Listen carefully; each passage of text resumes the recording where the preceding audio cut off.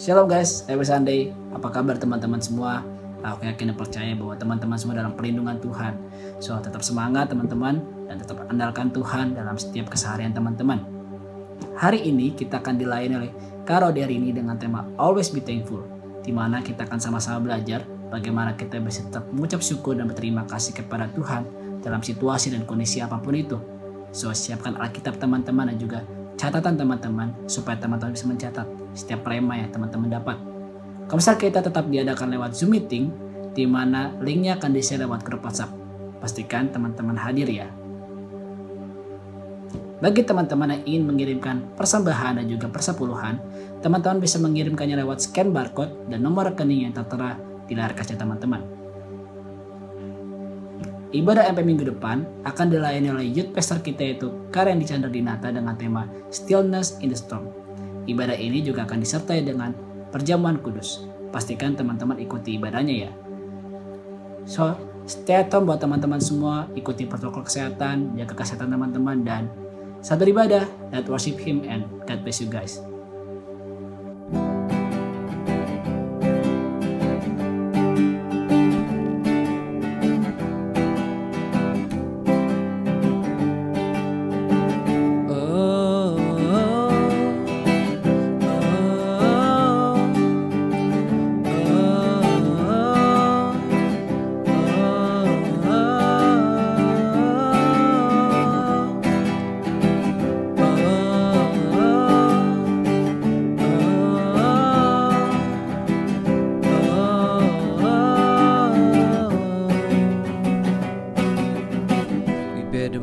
Of the uncreated God, so what should be feared?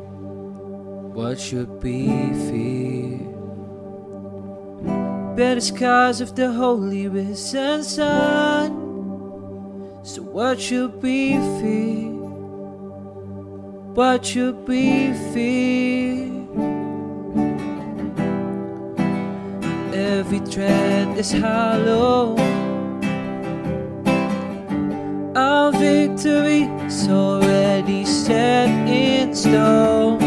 So we will not be afraid. We will not be afraid. We will not be afraid. We will not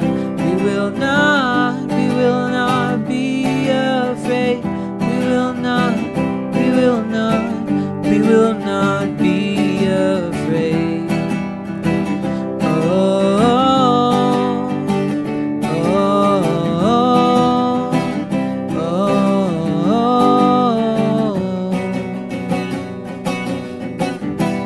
I can see the courage rising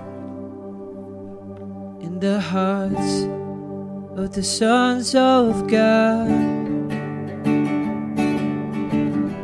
and I can feel the fire burning across the earth. We stand as one. We will not be afraid. We will not be afraid. We will not be afraid. We will not be afraid.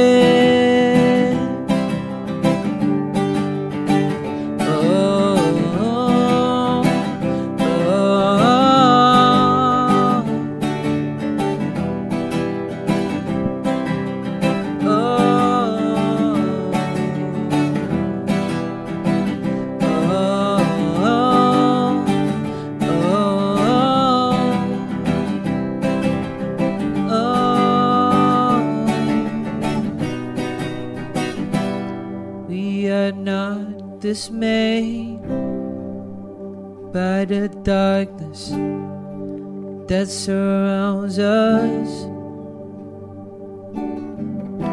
'cause we know when no hell closes in, if we stand and fight, we are not alone. take your flame, ignite the world. We are not alone. Take your flame, ignite the world. We will not be afraid.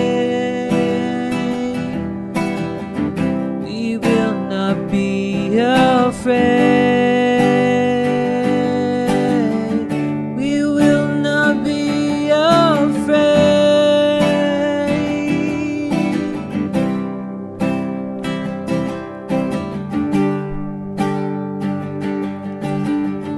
We will not be afraid.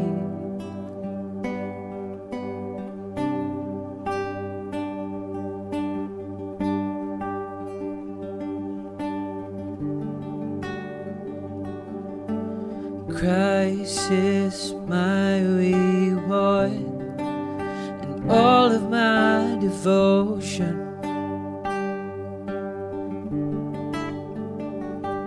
Now there's nothing in this world could ever satisfy. Through every trial, my soul will sing, no turning back. I've been set free. Christ is enough for me. Christ is enough for me. Everything I need is in you. Everything I need. Christ, all in all, joy of my salvation.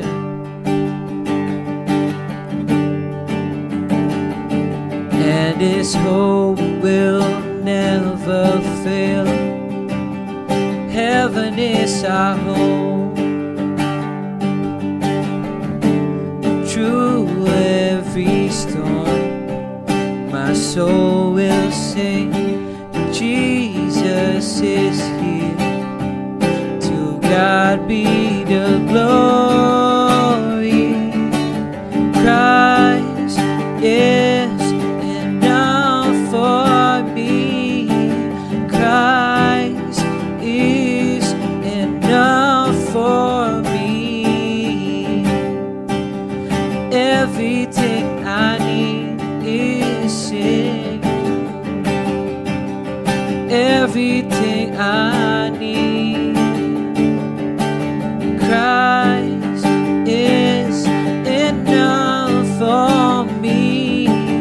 Christ is enough for me.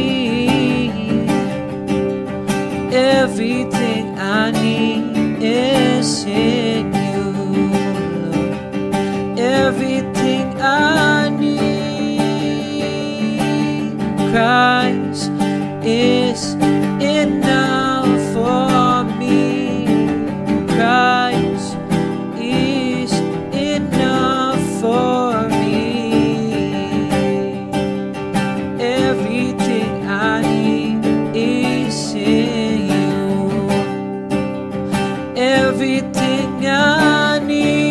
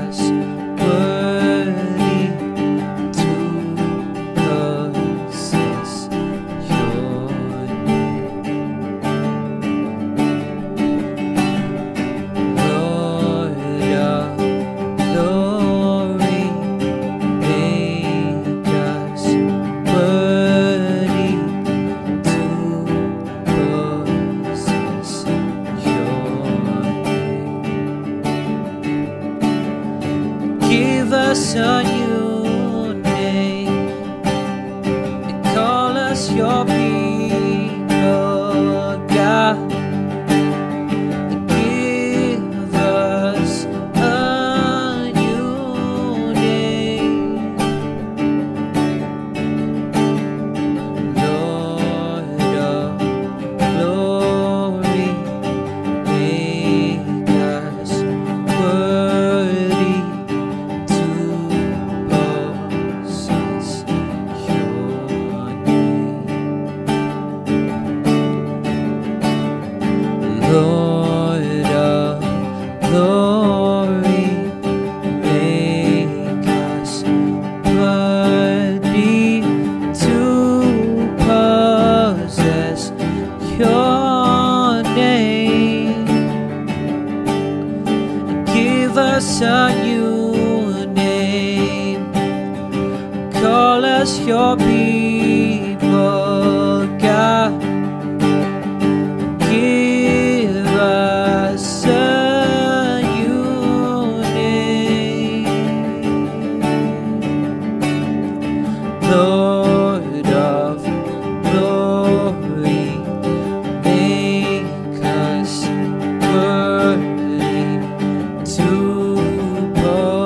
possess your name,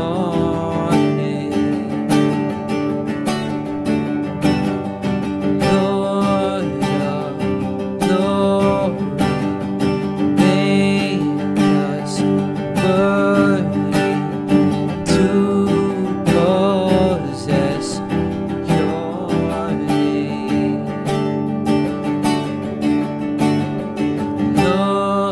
of glory.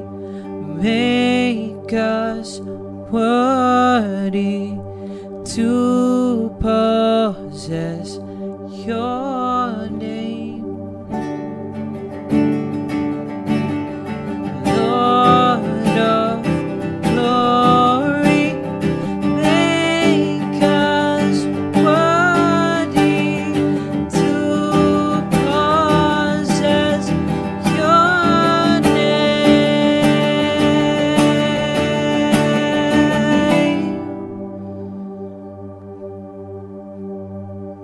Lord of glory. Make us worthy to possess your name, Lord of glory. Make us worthy to possess your name, Lord of glory.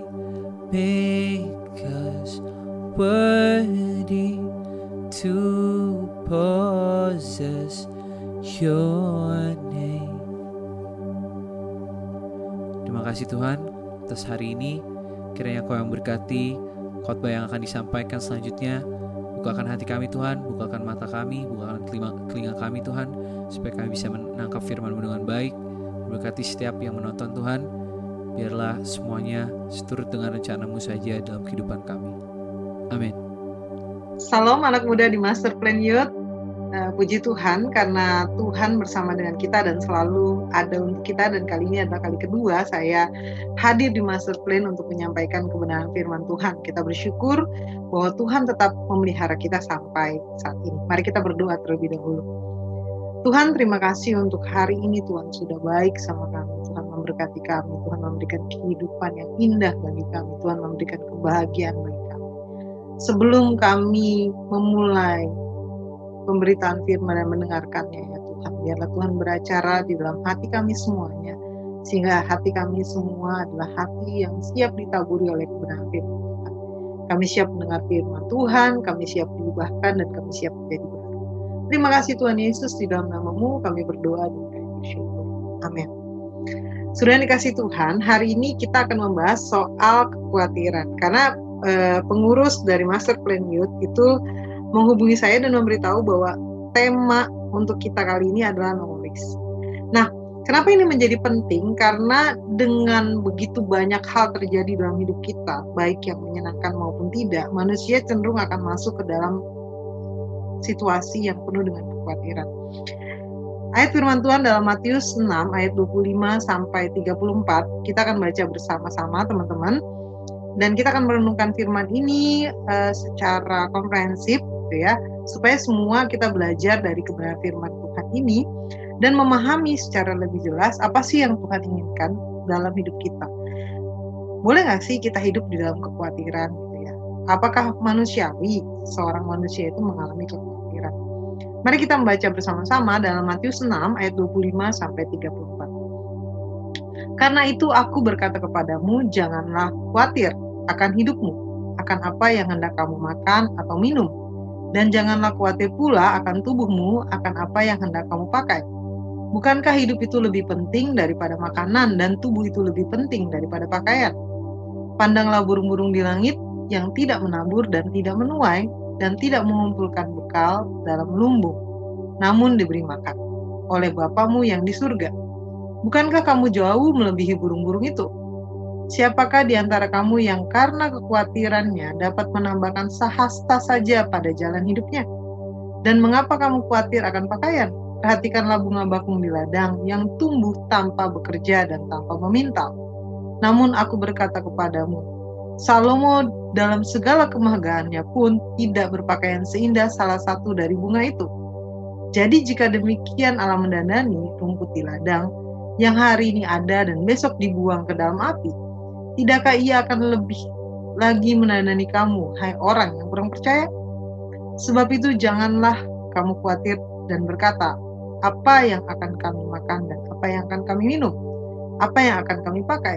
Semua itu dicari bangsa-bangsa yang tidak mengenal Allah. Akan tetapi Bapamu yang di surga tahu bahwa kamu memerlukan semuanya itu.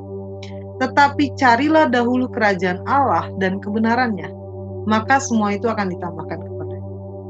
Sebab itu janganlah kamu khawatir akan hari esok, karena hari besok mempunyai kesusahannya sendiri.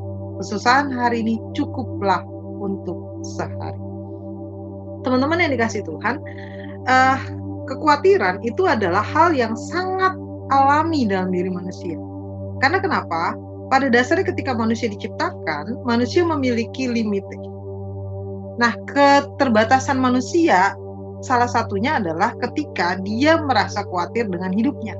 Dan itu adalah sesuatu yang natural. Apakah kekhawatiran itu sebagai sesuatu yang dosa? Sebenarnya nggak bisa dibilang dosa, karena pada dasarnya manusia lahir dengan ke-limitationnya ya, sehingga membuat dia mengalami kekhawatiran. Seandainya gini, saya lahir tanpa sebuah batasan gitu ya, saya memiliki kekuasaan yang tidak terbatas, maka saya tidak akan memiliki kekhawatiran. Contoh teman-teman, saya punya uang jumlahnya triliunan, saya tidak akan merasa khawatir dengan uang, karena kenapa? Saya punya kekuatan itu di tangan saya. Atau saya orang yang tidak akan pernah sakit seumur hidup saya, maka saya tidak akan merasa khawatir dengan kesakitan. Atau saya orang yang bisa mengangkat beban yang berat gitu ya, seberat apapun, saya juga tidak akan khawatir dengan lawan saya, karena saya akan bisa mengangkat dan membanting dia gitu ya. Kejam banget itu. Tapi pada dasarnya adalah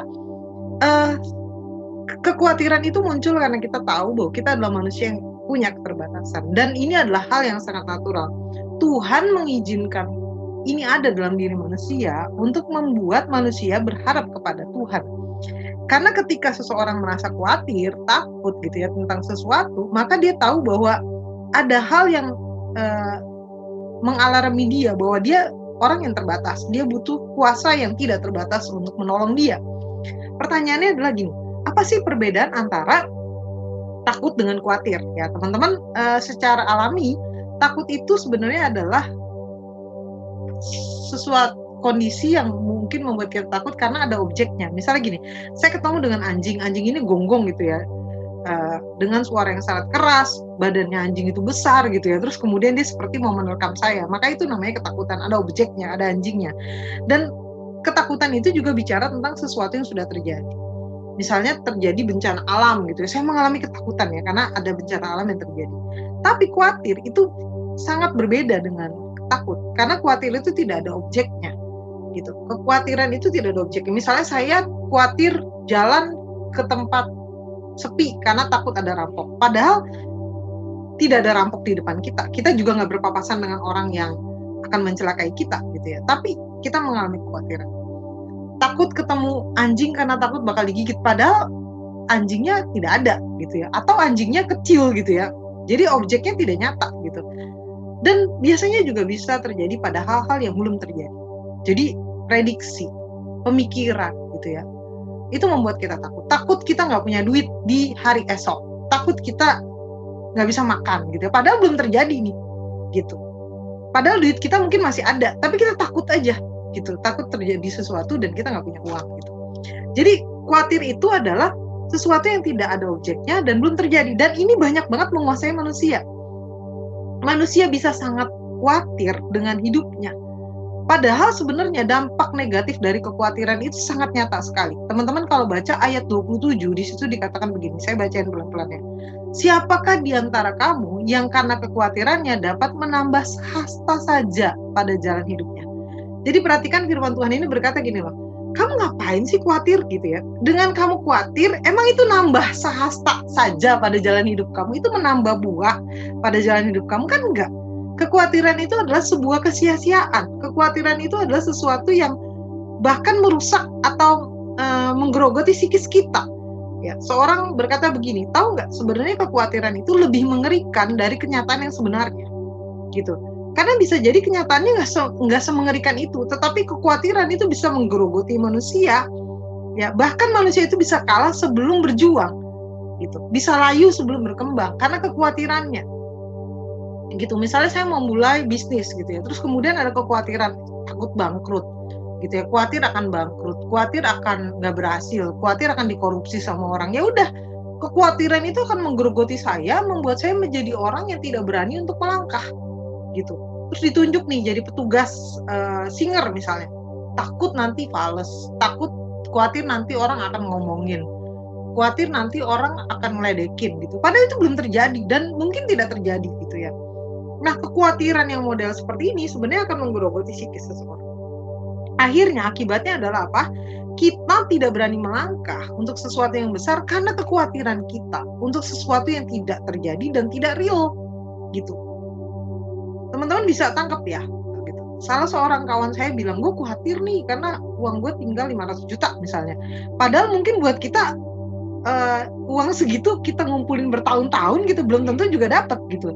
Tapi teman-teman bisa bayangin nggak? Kekhawatiran itu juga sifatnya sangat relatif gitu. Jadi artinya teman-teman bisa khawatir pada hal tertentu, tapi orang lain juga bisa khawatir pada hal lain. Misalnya kita bisa khawatir kan takut kehilangan orang yang kita sayang. Kekhawatiran saya adalah kehilangan mama saya yang sedang sakit. Kekhawatiran saya adalah dihianati oleh pasangan saya gitu. Tapi mungkin orang lain punya kekhawatirannya kalau dia nggak punya uang. Atau ada orang lain juga yang merasa khawatir akan kesehatannya gitu. Jadi kekhawatiran juga selain menggerogoti seseorang, kekhawatiran juga sangat bersifat relatif banget. Ada orang yang bisa khawatir untuk hal yang kita anggap harusnya tidak perlu khawatir. Teman-teman bisa tangkap ya. Jadi kita nggak bisa mengukur ukuran kekhawatiran kita ke kekhawatiran orang lain juga.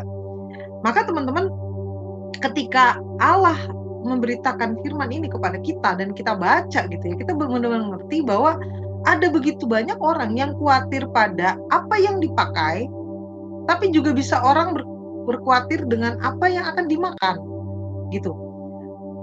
Nah, pertanyaannya adalah kenapa sih orang sebenarnya bisa begitu khawatir dalam hidupnya, gitu ya.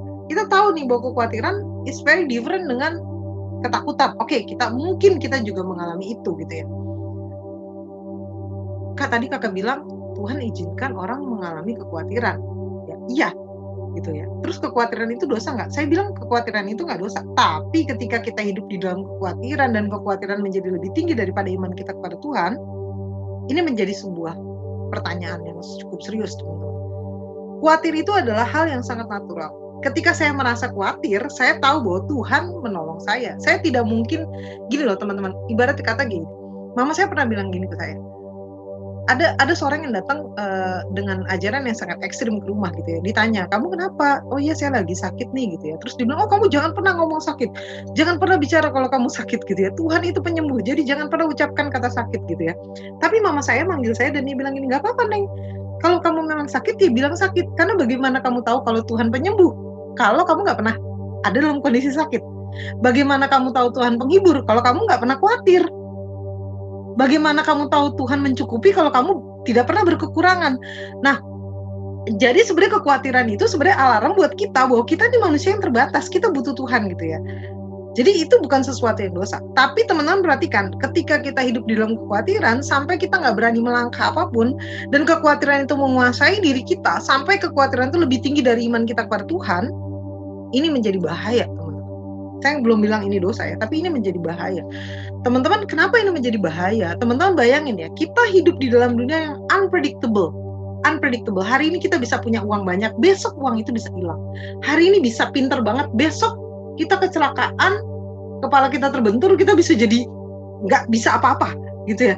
Hari ini kita bisa sehat, besok bisa jadi kita stroke gitu ya. Kita nggak pernah tahu apa yang terjadi dalam hidup kita. Oleh karena itulah manusia sangat dekat dengan yang namanya kekhawatiran, karena dia manusia yang terbatas gitu. Tadi saya udah bilang di awal, kalau kita nggak terbatas, kita mungkin nggak akan merasa khawatir. Tapi karena kita manusia yang sangat terbatas, kita manusia yang punya limit, kesehatan, kekuatan, kemampuan kita, maka kita terbiasa dengan yang namanya khawatir. Pertanyaannya adalah sampai di mana kekhawatiran itu menguasai kita. Dan kenapa orang cenderung mengalami kekhawatiran? Yang pertama teman-teman, ayat 25 berkata demikian. Ayat 25 berkata demikian. Ini penting banget kita resapi ya. Karena itu, aku berkata kepadamu, jangan kamu khawatir akan hidupmu, akan apa yang hendak kamu makan atau minum. Dan jangan khawatir pula akan tubuhmu, akan apa yang hendak kamu pakai. Perhatikan kalimat selanjutnya. Bukankah hidup ini lebih penting daripada makanan, dan tubuh ini lebih penting daripada pakaian? Perhatikan bagaimana Tuhan sudah mengingatkan kita. Kenapa seringkali kita khawatir? Kenapa seringkali kita tidak percaya kepada Tuhan? Kenapa kita hidup di dalam kekhawatiran, dan kekhawatiran itu menggerogoti kita sampai seolah-olah kita nggak punya masa depan, padahal belum terjadi. Tapi kita tahu bahwa hal-hal buruk akan terjadi dalam hidup kita. Lebih banyak kita mengimani hal buruknya ketimbang hal baiknya, dan kita tahu seolah-olah kayak ke depan nggak akan ada jalan keluar. Kenapa bisa begitu? Karena teman-teman, fokus hidup kita ada di ayat 25. Disebutkan tadi, fokus hidup kita bukan kepada hal-hal yang sifat kekal, tapi kepada hal yang sifatnya fana. Selama kita fokus pada hal yang sifatnya fana, semua itu akan mendatangkan kekhawatiran. Contoh teman-teman, uang itu adalah istana pasir. Yang kedua, kejayaan, reputasi, nama baik, status sosial di masyarakat, itu juga fana. Yang sebentar ada, sebentar juga bisa hilang. Hari ini saya bisa punya uang banyak, tadi saya bilang, dalam waktu sekejap, uang itu bisa hilang. Nggak usah jauh-jauh deh, saya dikasih sakit yang berat aja, saya harus berobat ke rumah sakit yang cukup mahal, hilang kan? Saya diketemukan oleh rampok aja, hilang kan duit saya. Gitu. Terus juga kedudukan, status sosial. Hari ini saya jadi kepala biro apa gitu. Satu saat itu akan diambil dari saya dan akan diberikan kepada orang lain. Berani nggak kita kasih itu? Gitu. Selama hidup kita bergantung pada hal yang sifatnya fana, teman-teman, kita akan cenderung merasa khawatir. Segala sesuatu yang fana itu nggak akan selamanya ada dalam genggaman kita. Tadi saya bilang itu seperti istana pasir. Tunggu angin meniup, tunggu air ombak menimpa, istana itu hilang. Selama fokus kita, hidup kita pada apa yang disebut dengan hal-hal yang fana, kedudukan, cinta manusia, uang, udah kita akan hidup di dalam kekhawatiran. Makanya di situ dikatakan tubuhmu itu lebih penting daripada pakaianmu. Makanya di situ dikatakan, bukankah hidupmu lebih penting daripada makananmu? Jelas bahwa makanan, pakaian yang dicari oleh orang selama ini sampai ribut-ribut, bunuh-bunuhan, itu adalah hal yang fana. Yang sebenarnya tubuh dan hidup kita itu jauh lebih penting dari itu semua. Selama pikiran kita ada di harta, selama pikiran kita ada di hal-hal yang fana, kita akan cenderung merasa khawatir. Padahal teman-teman, semua itu datang dan pergi. Kita semua tahulah, kita pernah naik turun hidupnya, kita pernah begitu punya banyak uang, tapi begitu juga punya kesusahan, sama sekali nggak punya uang. Saya pernah mengalami itu. Itu ada masa di mana saya sama sekali nggak punya uang. Pertanyaan adalah, apakah hidup kita berhenti sampai di situ? Ingat, kalau hidup kita digantungkan pada hal yang fana, hidup kita berhenti di situ. Tapi ketika kita tahu kita tidak menggantungkan hidup kita pada hal yang fana, maka ketika kita kehilangan sesuatu yang berharga dalam hidup kita nggak berhenti sampai di situ. Karena kita tahu tujuan hidup kita bukan pada hal yang fana, tapi pada hal yang kekal. Teman-teman tangkap ya, kita semua akan berdamai dengan yang namanya kehilangan apapun itu. Kita berdamai dengan yang namanya masalah apapun itu. Dan kekhawatiran itu menjadi kawan karib dalam hidup kita. Karena kita tahu kita orang yang terbatas. Pertanyaannya adalah sekarang, maukah kita berfokus pada hal yang kekal? Karena hal yang kekal tidak akan pernah ada yang bisa mengambil dari hidup kita. Cintanya Tuhan. Harta yang kita tabur di surga, bukan di bumi. Status kita sebagai seorang pelayan, itu tidak akan pernah diambil dari kita. Dan ketika kita tahu pada hal-hal yang kekal, di mana kita memikirkan, maka secara otomatis kekhawatiran itu lenyap. Ya teman-teman ya. Yang kedua, kenapa sih orang-orang ngerasa khawatir? Yang kedua adalah mereka tidak mempercayai Tuhan. Ayat 31-32 berkata begini, sebab itu janganlah kamu khawatir. Dan berkata, apa yang akan kami makan? Apa yang akan kami minum? Apa yang akan kami pakai? Semua itu dicari bangsa-bangsa yang tidak mengenal Allah. Perhatikan. Akan tetapi Bapamu yang di surga tahu bahwa kamu memerlukan semuanya itu. Teman-teman jelas ya?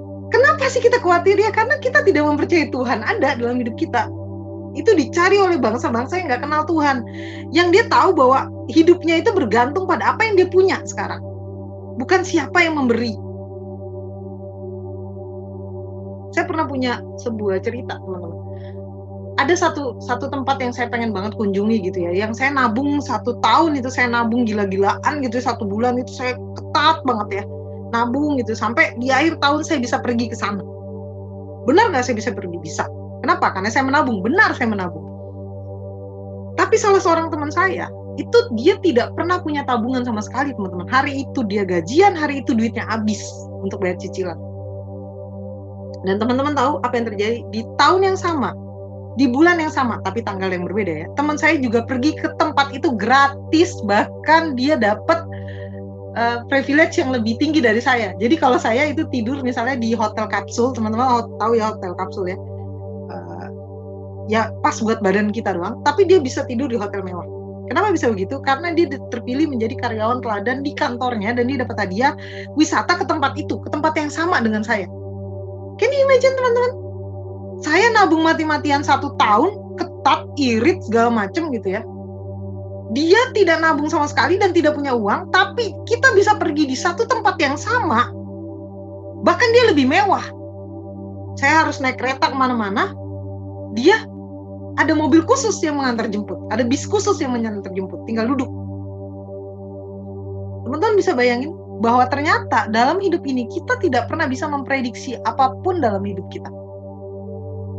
Tuhan yang kita percayai itu akan memelihara kita. Bukan kita meyakini apa yang kita takutkan, tapi kita meyakini apa yang kita pegang, yaitu Tuhan yang akan menolong kita di dalam kesulitan apapun. Saya mau kasih tahu teman-teman, kalau kamu percaya kepada Tuhan, ini udah tepat banget. Karena Tuhan itu adalah satu-satunya pribadi yang bisa dipercayai. Tidak ada satupun manusia yang bisa dipercaya dalam dunia ini. Kenapa? Karena pertama, manusia itu bisa ingkar. Tuhan tidak. Kamu boleh bilang kamu cinta banget sama orang itu. Kamu boleh bilang kamu sayang banget sama dia. Kamu boleh bilang, saya janji akan memberikan ini dan itu kepada orang yang kamu pengen bantu. Ingat, kita bisa ingkar dengan apa yang kita katakan. Dalam situasi-situasi buruk, kita bisa meniadakan janji yang pernah kita kasih. Dalam situasi-situasi buruk, kita bisa melupakan itu. Manusia cenderung melupakan apa yang pernah diucapkan kepada orang lain. Dulu, ada begitu banyak orang yang janji gitu ya, ayo kamu sekolah yang rajin, nanti kalau kamu dapat ranking 1, saya kuliahin kamu gitu ya. Tapi ternyata, ketika saya sudah berhasil, apakah ada? Lupa. Jadi manusia itu akan cenderung ingkar. Gitu ya. Dan yang kedua, manusia bisa nggak ingkar, tapi dia tidak memiliki kekuatan untuk menepati janjinya. Dia ingat janjinya, dia masih setia sama janjinya, tapi karena manusia itu terbatas, seperti yang saya bilang, akhirnya mau nggak mau, dia mengingkari janjinya. Contoh teman-teman, Om saya itu ingat bahwa dia pernah janji mau kuliahin saya. Tapi ketika saya lulus SMA dan sudah mau masuk ke tempat kuliah, om saya itu kena stroke. Jadi teman-teman, boro-boro nih dia punya duit lebih untuk menyekolahkan saya, untuk anaknya saja itu harus berhenti sekolah, berhenti kuliah maksudnya. Bagaimana dia bisa mengkuliahkan saya? Waktu itu dia datang dan dia minta maaf kepada saya, tolong maafkan om karena om tidak bisa menepati janji. Apakah dia ingkar? Dia tidak ingkar, tapi kondisi apakah dia lupa dengan janjinya? Dia tidak lupa, tapi kondisi membuat dia menjadi ingkar dengan janjinya. Ya manusia itu nggak maha kuasa. Ada masanya dia punya ketidakmampuan. Maka sebenarnya satu-satunya orang yang bisa kita percaya dalam mengatasi kekhawatiran kita itu cuma Tuhan, karena dia memiliki kekuatan, tapi juga dia tidak akan ingkar dengan apa yang dijanjikan. Ketika kamu susah, ketika kamu lemah, tanganku akan menopang. Dan itu dijanjikan Tuhan sampai lanjut usia.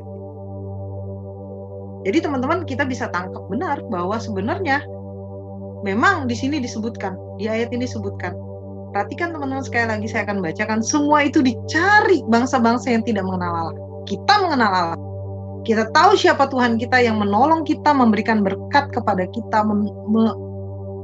menopang kita ketika kita jatuh, menolong kita ketika kita susah. Dan kita tahu Tuhan itu adalah Tuhan yang tidak ingkar terhadap janjinya, juga Tuhan yang memiliki kekuatan menepati janjinya. Untuk apa lagi kita hidup di dalam kekhawatiran? Seberapapun uang yang kita punya sekarang, seberapapun kekuatan yang kita punya, seberapapun orang-orang yang kita miliki, udah nikmatin aja. Karena bagaimana cara kita menghadapi kekhawatiran? Teman-teman perhatikan ya ayat ini ya. Ayat yang sangat powerful. Matius 6 ayat 33 berkata, tetapi carilah dahulu kerajaan Allah dan kebenarannya, maka semuanya itu akan ditambahkan kepadamu. Ayat berikutnya berkata, sebab itu janganlah kamu khawatir akan hari esok. Hari esok punya kesusahannya sendiri. Kesusahan sehari cukuplah untuk hari ini. Jadi teman-teman paham, bagaimana cara kita mengatasi kekhawatiran? Pertama, kuburkan kekhawatiranmu hari ini. Karena hari esok itu punya masalahnya sendiri. Kalau mikirin hari esok memang, berat banget, apalagi masa pandemi ya. Orang gajinya dipotong, nggak dapat kerja, nyari kerja susah. Dulu kayaknya nyari kerja gampang, sekarang nyari kerja susah, kemana-mana ngelamar nggak dapet. Sekalinya kerja gajinya dipotong. Sekali udah gajinya dipotong kena COVID gitu ya teman-teman, bayangin. Jadi ada begitu banyak pengeluaran. Tapi perhatikan dengan baik, firman Tuhan berkata, udahlah kesusahan hari ini cukup hari ini. Nangislah untuk hari ini, karena besok ada lagi masalahmu. Jadi gak usah mikirin besok, siapa tahu masalahnya udah beda lagi. Jangan mikirin soal bayar listrik, karena besok akan ada penagih utang yang lain. Hidup yang berat banget kayak gitu ya teman-teman. Tapi itulah, bahwa ya udah, habiskanlah kesusahanmu untuk hari ini, besok ada kesusahannya sendiri. Teman-teman jangan takut soal kesusahan ya, dia akan datang tiap hari teman-teman. Jadi cukuplah nikmati aja kesusahan hari ini, karena besok ada lagi kesusahan yang lain. Jadi jangan berlama-lama, jangan menangisi hal itu berulang-ulang. Besok ada lagi kesusahannya sendiri, gitu ya. Tapi yang paling powerful juga dari antara semua, carilah dahulu kerajaan Allah. So kalau kita tahu kita nggak boleh hidup di dalam kekhawatiran, apa yang kita lakukan? Ya udah, kerjain aja apa yang Tuhan inginkan. Jadi anak benar, jadi anak yang cinta Tuhan, jadi anak yang tetap ada dalam lingkungan Tuhan, tetap melayani, tetap tulus, tetap memberi. Udah, nggak usah mikirin nanti makan gimana-gimana, karena pada dasarnya saya mau kasih tahu teman-teman, semua itu akan ditambahkan kepadamu. Ditambahkan oleh siapa? Oleh Tuhan yang tidak pernah ingkar, dan Tuhan yang tidak pernah bisa terhalangi dalam memenuhi janjinya kepada kita. Itu yang berjanji kepada kita. Semua itu akan ditambahkan kepadamu. Berat nggak? Berat banget teman-teman. Tapi percayalah teman-teman, udahlah hidup aja di dalam tracknya Tuhan. Jadi benar, jangan khawatir, jangan takut. Besok punya kesusahannya sendiri, jalani aja hidup ini. Kalau hari ini bisa makan, besok pasti bisa makan. Kalau hari ini punya masalah, besok akan ada masalah lagi. Jadi nggak usah berlarut-larut. Dan percayalah, kerjakan kerajaan Allah. Lakukan pelayanan kita, lakukan kebaikan kita, lakukan apa yang menyenangkan hati Tuhan. Karena semua itu akan ditambahkan kepada. Dan biar Tuhan yang beracara dan terima. Jadi gimana teman-teman? Pertama, saya mau kasih tahu teman-teman, please jangan hidup di dalam kekhawatiran, karena kekhawatiran itu lebih mengerikan dari kenyataan yang sebenarnya. Yang kedua, teman-teman fokuslah kepada hal-hal yang kekal, bukan hal-hal yang fana. Ingat ya, ketika kita fokus kepada hal yang fana, isinya cuma kekhawatiran. Yang ketiga, percayalah kepada Tuhan yang tidak pernah ingkar, dan Tuhan yang memiliki kekuatan dalam menepati janjinya. Yang keempat, kerjakan keselamatan kita dengan baik, kerjakan misi kerajaan Allah dengan baik, semua akan ditambahkan kepada kita. Yang kelima, udah jangan khawatir, besok punya kesusahannya sendiri. Mari kita berdoa. Tuhan, terima kasih hari ini kami sudah belajar tentang bagaimana kami menghadapi kekhawatiran. Gak gampang Tuhan, kami tahu ada begitu banyak masalah yang bikin kami khawatir, bikin kami worry.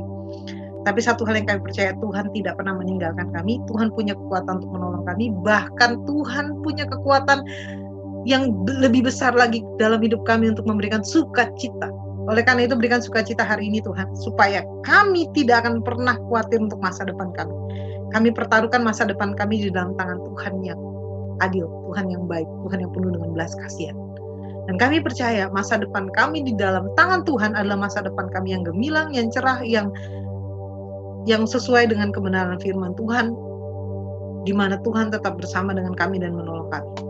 Apapun yang kami alami, kami percaya Tuhan tidak pernah meninggalkan. Apapun yang kami alami, kami percaya Tuhan tetap ada dalam hidup kami. Dan kami yakin satu hal Tuhan, bahwa apa yang Tuhan kerjakan dalam hidup kami, membuat kami tahu dan kami mengenal, kami tidak perlu khawatir. Kami ada di tangan yang tepat.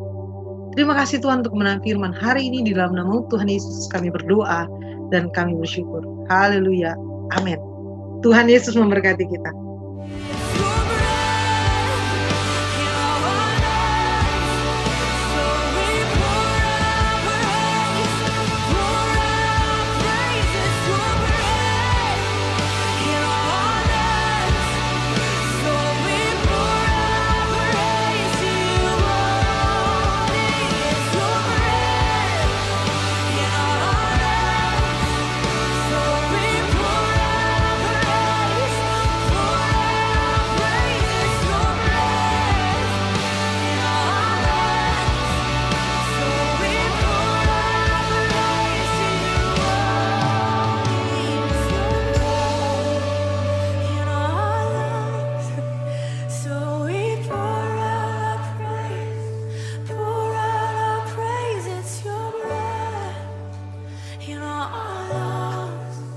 So